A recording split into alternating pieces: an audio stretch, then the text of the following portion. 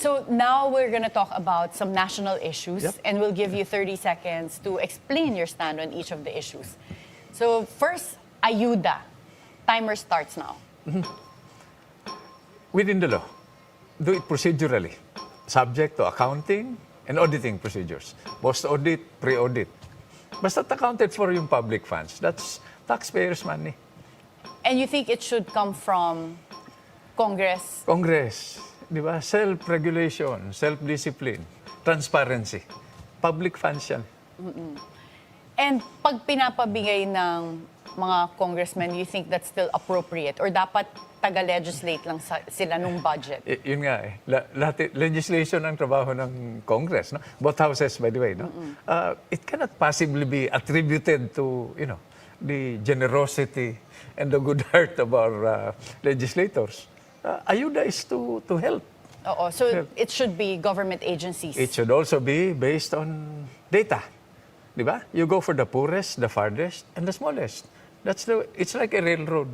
No railroad earns by itself. It's the economic activity. So you connect the farthest, the poorest, even if there are few votes and hindi ka kikita ron, you balance the interest. Oo, so it's really based on the need, not on potentially the effect on the elections. And precise intervention. No? It's not so much, is there electricity? Is there contact?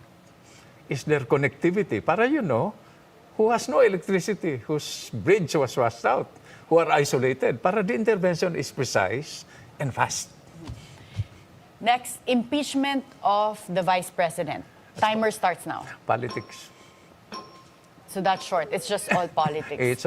That's visibility and audibility. It should not distract us, government itself and the citizens, from the real problems.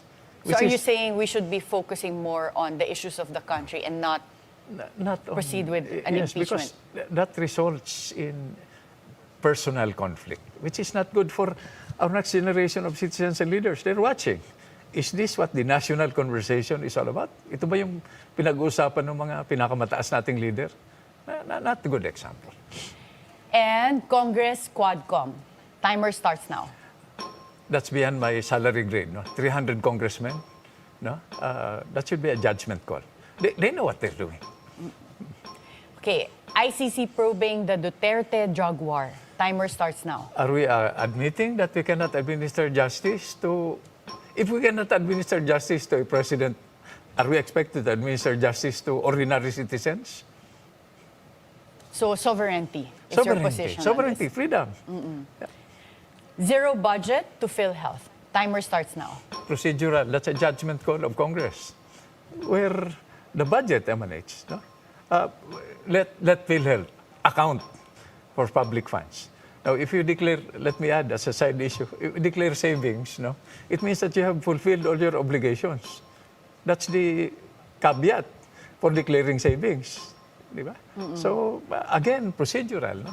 Again, baseline data management, precise intervention, doing things faster, deciding fast. And West Philippine Sea.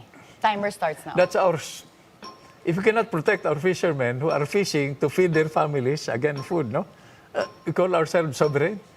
Let me go to another issue. If we cannot feed our own people rice from our own production, when we taught our neighboring countries how to plant quality rice without smuggling or importing, why do we call ourselves a sovereign nation? So we really have to protect the West Philippine Sea. Protect security. That's the generic advocacy. And this one is also very controversial. Flood control projects. Timer starts now. Land use. Land use, National Disaster Risk Reduction Management. Twin advocacies. Land and water use. Every time it rains, we have water up to our neck. Containment.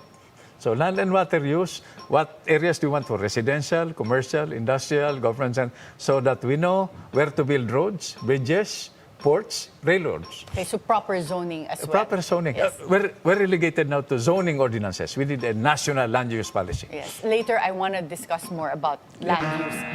And traffic in Metro Manila, this is a perennial problem. Land use.